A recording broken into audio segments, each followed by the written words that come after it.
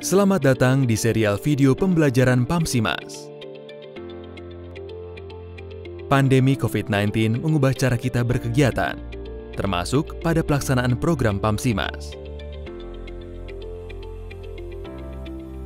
Menindaklanjuti situasi terkini, cara pelaksanaan kunjungan lapangan dan uji petik harus disesuaikan sehingga mengurangi risiko paparan dari virus. Dan pemantauan dan pelaporan program harus memuat tentang kepatuhan terhadap protokol pencegahan penyebaran COVID-19. Sebelum membahas materi ini lebih jauh, mari kita refresh pemahaman kita tentang instrumen pemantauan program PAMSIMAS. Program PAMSIMAS memiliki beberapa instrumen pemantauan, yaitu 1.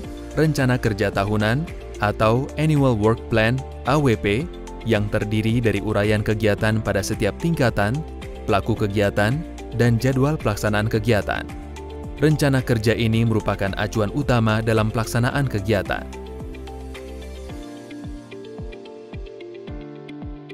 2. Quick Status atau QS, pemantauan secara cepat progres kegiatan di lapangan melalui aplikasi PAMSIMAS.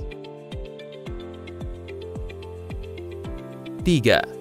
Sistem Informasi Manajemen atau SIM yang berisikan data-data kegiatan baik pada proses perencanaan, pada proses pelaksanaan, dan pasca pelaksanaan atau keberlanjutan.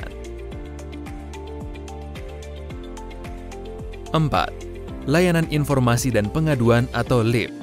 Ini merupakan aplikasi yang digunakan untuk mengelola dan memantau permasalahan, memantau pengaduan, dan sharing informasi terhadap pelaksanaan program PAMSIMAS. 5. Web PAMSIMAS.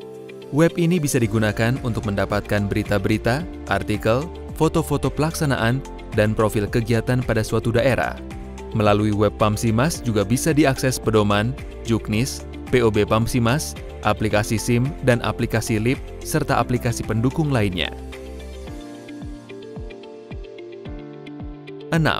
Kunjungan lapangan, yaitu kegiatan monitoring dengan melakukan kunjungan langsung secara sampling ke kabupaten dan desa yang bertujuan untuk pengendalian pelaksanaan kegiatan, coaching, pemeriksaan pemanfaatan dana BLM, dan pelaksanaan konstruksi serta keberlanjutan.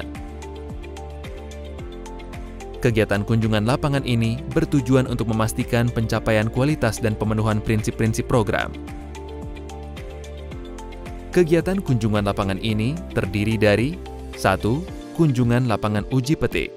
2. Kunjungan lapangan pencapaian target atau proses kegiatan. Dan 3. Kunjungan lapangan tindak lanjut hasil temuan. Pelaksanaan kunjungan lapangan di lokasi PAMSIMAS di masa pandemi ini harus memperhatikan protokol pencegahan penyebaran COVID-19.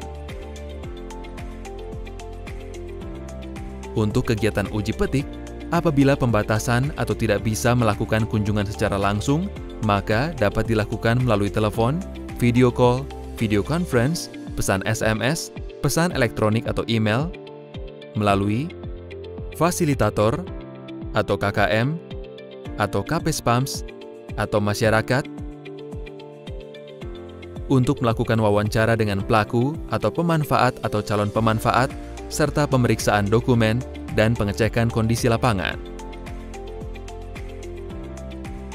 Pelaksanaan uji petik secara online, baik yang dilakukan oleh ROMS Kabupaten, ROMS Provinsi, dan NMC, dalam pelaksanaannya harus difasilitasi oleh FM dalam penyiapan masyarakat atau KKM, atau Kepala Desa, atau KPSPAMS, dan penyiapan dokumen, serta kondisi pekerjaan di lapangan. Pengumpulan masyarakat untuk kegiatan uji petik secara online ini tidak boleh lebih dari 5 orang dan harus selalu memperhatikan protokol pencegahan penyebaran COVID-19, seperti melakukan physical distancing, menggunakan masker, dan melakukan CTPS di awal dan akhir kegiatan. Selanjutnya, dalam masa pandemi COVID-19 ini, kita diharuskan untuk melaporkan pelaksanaan pencegahan penyebaran COVID-19 yang dilakukan di lokasi program sesuai prosedur yang telah ditetapkan, yaitu pengukuran suhu tubuh pada pagi hari, siang hari, dan sore hari, penggunaan APD, dalam hal ini masker, kegiatan cuci tangan pakai sabun sebelum dan sesudah melakukan pekerjaan. Format pengisian laporan akan dijelaskan sebagai berikut. Format laporan kegiatan pencegahan penyebaran COVID-19. Laporan ini diisi oleh Satlak Pamsimas setiap hari dan dilaporkan setiap minggu ke tim FM setelah ditandatangani oleh Satlak Pamsimas. Pengisian format dilakukan selama kegiatan di lokasi Pamsimas berlangsung. Lembaran format disediakan untuk 1 minggu, mulai dari hari Senin sampai dengan hari Minggu. FM akan merekap laporan dari Satlak ini dan melaporkannya ke ROMS Kabupaten yang selanjutnya dilaporkan kepada ROMS Provinsi dan DPMU. ROMS Provinsi sendiri akan mengirimkan laporan kepada Satker pada Balai PPW dan NMC. Bagaimana cara mengisi format laporan ini akan diterangkan sebagai berikut. Pada kolom nama tenaga kerja, diisi sesuai dengan nama orang yang bekerja di lokasi pekerjaan. Kemudian, pada kolom jenis tenaga kerja, diisi sesuai dengan jenisnya, yaitu huruf KT untuk kepala tukang, huruf T untuk tukang, dan huruf P untuk pekerja. Kemudian, pada judul kolom, diisi tanggal saat pekerjaan berlangsung. Selanjutnya, untuk pengukuran suhu, diisi setelah melakukan pengukuran suhu pada saat pagi, siang, maupun sore hari. Persyaratan maksimal suhu tubuh untuk bisa melakukan aktivitas di lokasi pekerjaan adalah lebih kecil dari 38 derajat Celcius. Kolom selanjutnya, yaitu kolom pakai masker, diberikan tanda checklist apabila tenaga kerja itu memakai masker, atau tanda silang apabila tidak memakai masker. Berikutnya adalah kolom CTPS, diberikan tanda checklist apabila tenaga kerja tersebut melakukan cuci tangan pakai sabun dan diisi tanda silang apabila tidak melakukan kegiatan cuci tangan pakai sabun sebelum memulai pekerjaan dan setelah melaksanakan pekerjaan pada hari itu. Demikian seterusnya pada hari berikutnya, Satlak melakukan kegiatan yang sama, yaitu mengecek suhu tubuh setiap pekerja, mengecek pemakaian masker, dan mengecek kegiatan cuci tangan pakai sabun. Format ini apabila sudah diisi sampai dengan hari Minggu atau akhir minggu, maka ditandatangani oleh Satlak untuk kemudian dilaporkan ke tim FM. Format selanjutnya adalah pelaporan tim FM setiap bulan. Laporan ini adalah rekap dari laporan mingguan dari Satlak setiap akhir minggu dari setiap desa yang jadi wilayah pemantauan tim FM. Cara pengisian format tersebut adalah sebagai berikut. Pada kolom desa, diisi nama-nama desa yang menjadi wilayah pemantauan tim FM. Kemudian kolom berikutnya, jumlah tenaga kerja, diisi sesuai dengan jumlah tenaga kerja yang bekerja dalam 1 bulan. Kemudian pada kolom HOK, diisi jumlah hari orang kerja dalam 1 bulan tersebut. HOK dalam 1 bulan adalah penjumlahan dari hari seluruh tenaga kerja yang bekerja dalam 1 bulan.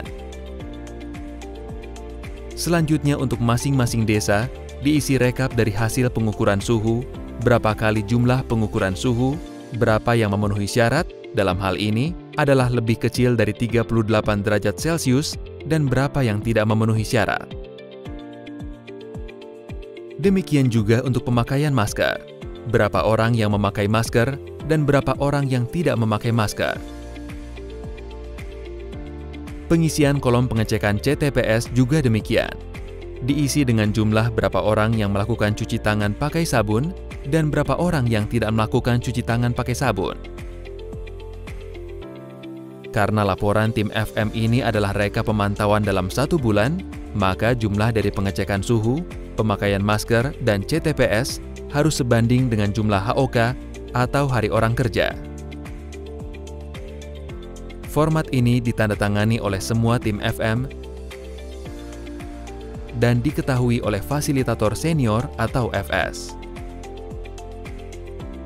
Kemudian pada akhir bulan, laporan ini dikirimkan ke ROMS Kabupaten. Demikian pembahasan video pembelajaran kita kali ini. Sampai bertemu di video pembelajaran lainnya.